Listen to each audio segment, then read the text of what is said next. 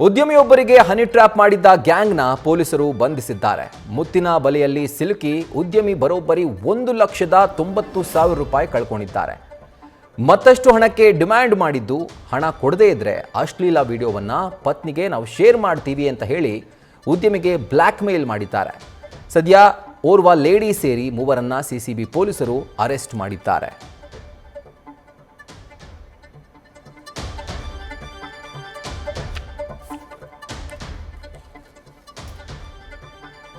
ಬೆಂಗಳೂರಿನ ಮಹಾಲಕ್ಷ್ಮಿ ಲೇಔಟ್ನಲ್ಲಿ ಶ್ರೀದೇವಿ ಅಂದರೆ ಯಾವ ಮಹಿಳೆ ವಿರುದ್ಧ ಈ ಒಂದು ಗಂಭೀರ ಆರೋಪ ಕೇಳಿ ಬಂದಿತ್ತೋ, ಈ ಮಹಿಳೆ ಪ್ರೀಸ್ಕೂಲನ್ನು ನಡೆಸ್ತಾ ಇದ್ಲು.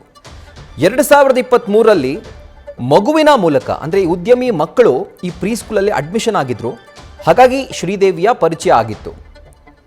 ಶಾಲೆಯನ್ನು ನಿರ್ವಹಣೆ ಮಾಡೋಕೆ ಉದ್ಯಮಿಯಿಂದ ಈಕೆ 2 ಲಕ್ಷ ರೂಪಾಯಿ ಸಾಲವನ್ನು ಪಡ್ಕೊಂಡಿದ್ಲು. ಅಂದರೆ 2024ರಲ್ಲಿ ಈ ಹಣವನ್ನು ವಾಪಸ್ ಕೊಡ್ತೀನಿ ಅಂತ ಹೇಳಿ ಉದ್ಯಮಿಗೆ ಶ್ರೀದೇವಿ ತಿಳಿಸಿದ್ಲು. ಇನ್ನು ಹಣವನ್ನು ವಾಪಸ್ ಕೇಳಿದಾಗ, ಕಷ್ಟ ಇದೆ ಸರ್, ನಮ್ಮ ಶಾಲೆಯಲ್ಲಿ ನೀವು ಕೂಡ ಪಾರ್ಟ್ನರ್ ಆಗಿಬಿಡಿ ಅಂತ ಮೊದಲ ಬಾರಿಗೆ ಹೇಳ್ತಾಳೆ. ಇದಾದ ಮೇಲೆ ಉದ್ಯಮಿ ಹಾಗೂ ಶ್ರೀದೇವಿ ಮಧ್ಯೆ ಸಲುಗೆ ಬೆಳೆಯುತ್ತೆ. ಈ ಸಲುಗೆ ಸುತ್ತಾಟಕ್ಕೂ ಕೂಡ ತಿರುಗುತ್ತೆ. ಇನ್ನು ಪದೇ ಪದೇ ಹಣಕ್ಕೆ ಡಿಮ್ಯಾಂಡ್ ಮಾಡ್ತಾ ಇದ್ದಿದ್ದರಿಂದ ಈ ಉದ್ಯಮಿ ಸಿಮ್ಮನ್ನು ಮುರಿದು ಬಿಸಾಕ್ತಾನೆ. ಇನ್ನು ಮಾರ್ಚ್ 12ರಂದು ಉದ್ಯಮಿ ಪತ್ನಿಗೆ ಈ ಆರೋಪಿ ಶ್ರೀದೇವಿ ಕರೆ ಮಾಡ್ತಾಳೆ. ಮಕ್ಕಳ ಸ್ಕೂಲ್ TC ಕೊಡ್ತೇನೆ, ನಿಮ್ಮ ಪತಿನ ಕಳಿಸಿ ಅಂತ ಹೇಳ್ತಾಳೆ. ಸೊ ಪ್ರೀಸ್ಕೂಲ್ನಲ್ಲಿ ಶ್ರೀದೇವಿ ಜೊತೆ ಆರೋಪಿ ಸಾಗರ್ ಹಾಗೂ ಗಣೇಶ್ ಕೂಡ ಇರ್ತಾರೆ. ಈ ವೇಳೆ ಬ್ಲ್ಯಾಕ್ ಮೇಲ್ ಮಾಡಿ 90,000 ಹಣವನ್ನು ಪಡ್ಕೊಳ್ತಾರೆ. ಏನು ಅಂತಂದರೆ, ಈ ರೀತಿಯಾಗಿ ಸಲಿಗೆಯನ್ನು ಬೆಳೆಸಿದಂಥ ವಿಡಿಯೋ ಇದೆ, ನಿಮ್ಮ ಹೆಂಡತಿಗೆ ತೋರಿಸ್ತೀವಿ ಅಂತ ಹೇಳಿ ಬ್ಲ್ಯಾಕ್ ಮೇಲ್ ಮಾಡಿ 90,000 ರೂಪಾಯಿಯನ್ನು ಈ ಮೂವರು ಆರೋಪಿಗಳು ಪಡ್ಕೊಳ್ತಾರೆ.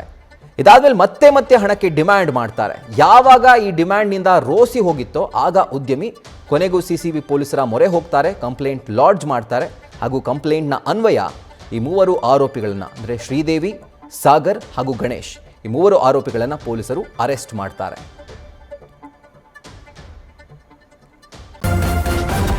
ನ್ಯೂಸ್ ಫಸ್ಟ್, ನಿರ್ಭೀತಿಯಿಂದ ನಿಮ್ಮ ಪರವಾಗಿ.